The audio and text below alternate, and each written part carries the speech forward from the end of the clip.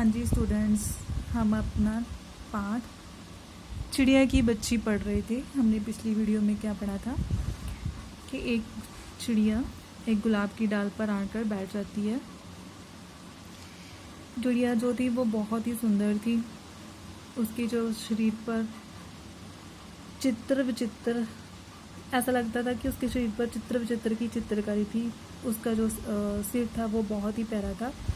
उससे माधव दास की सत्ता के बारे में कुछ भी पता नहीं था। वह कभी एक डाल पर बैठती तो कभी दूसरी डाल पर बैठती। वह बहुत ही खुश मालूम होती थी। वह अपनी नन्ही सी चोंच से प्यारी प्यारी आवाज़ निकाल रही थी।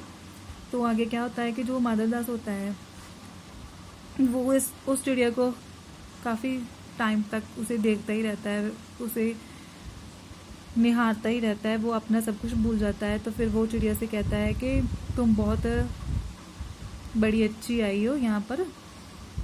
यह बगीचा तुम लोगों के लिए ही है, तुम्हारे बिना तो यह सूना लगता है। तुम खुशी से यहाँ पर आया करना।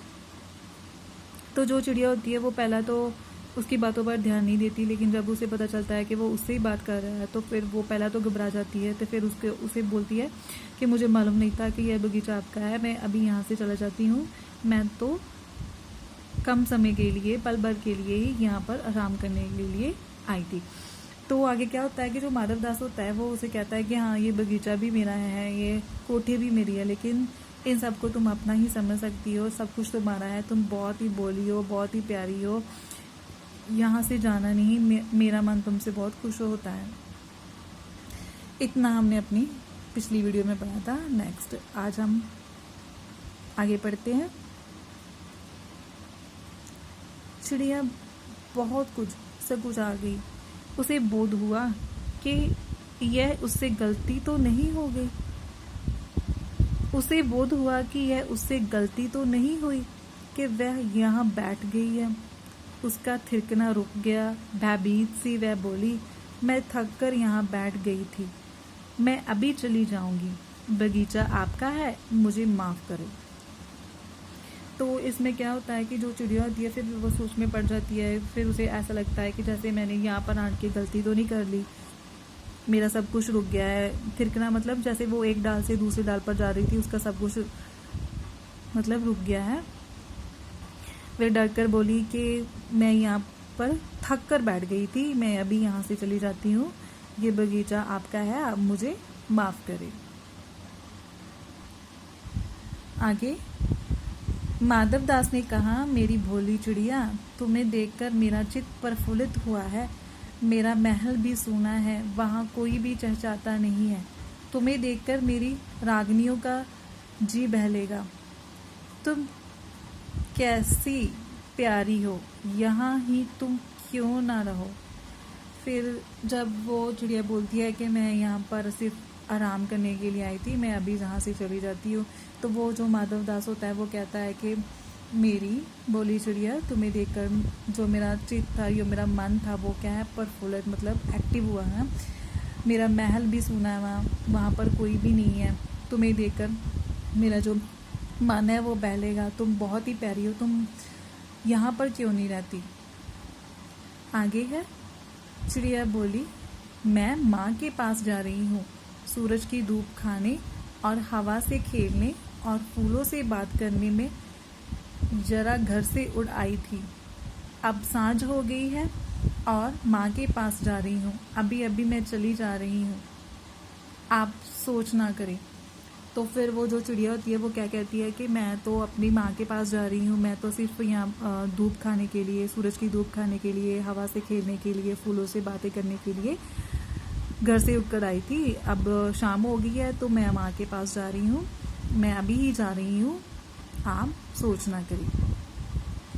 आप ये ना सोचें, मतलब उसके वो यही बोल रही थी कि आप ये ना सोचें कि मैं यहाँ पर ही रह जाऊँ, मैं तो अपनी माँ के पास जा रही हूँ। आगे है,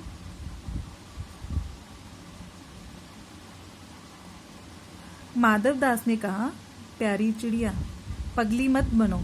देखो तुम्हारे चारों तरफ कैसी बहार है। देखो वह पानी खेल रहा है, उधर गुलाब हंस रहे हैं। भीतर महल में चलो, जाने क्या क्या ना पाओगी। मेरा दिल वीरान है। वहाँ कब हंसी सुनने को मिलती है। मेरे पास बहुत सा सोना मोती है, सोने का एक बहुत सुंदर घर मैं तुम्हें बना दूंगा।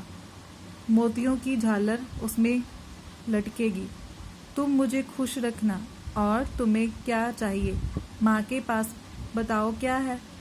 तुम यहाँ ही सुख से रहो मेरी भोली गुड़िया। तो जब वो चिड़िया कहती है कि नहीं, मैं यहाँ पर नहीं रहूँगी, मैं अपनी माँ के पास चली जाऊँगी, तो माधवदास क्या कहता है कि तुम पगली मत बनो, यहाँ पर देखो, चारों तरफ देखो कैसी बहार है। कि वो ऐसी बातें कर रहा था ताजो वो उसके झांसे में आ जाए, है ना। तो वो बताता है कि वो देखो पानी, वह पानी गिर रहा है, उधर गुलाब जो है वो हंस रहा है।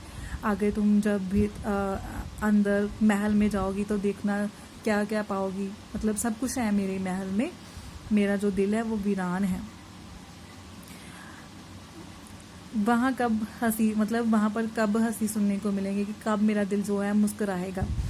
क्योंकि उसके पास कुछ भी नहीं था ना, कोई भी नहीं रहता था, वो अकेला रहता था, इसलिए वो अपने आप को वीरान मानता था।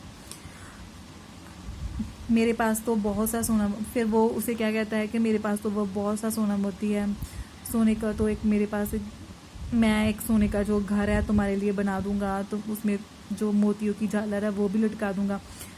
बस तुम क्या करना कि तुम मुझे खुश रखना। और तुम्हें क्या चाहिए। फिर बोलता है कि तुम बताओ तुम्हारी माँ के पास क्या है। यहाँ पर सुख ही है, सुख से रहो मेरी भोली गुड़िया। ठीक है बच्चों, तो आज हम इतना ही पढ़ेंगे, नेक्स्ट हम अपनी नेक्स्ट वीडियो में पढ़ेंगे।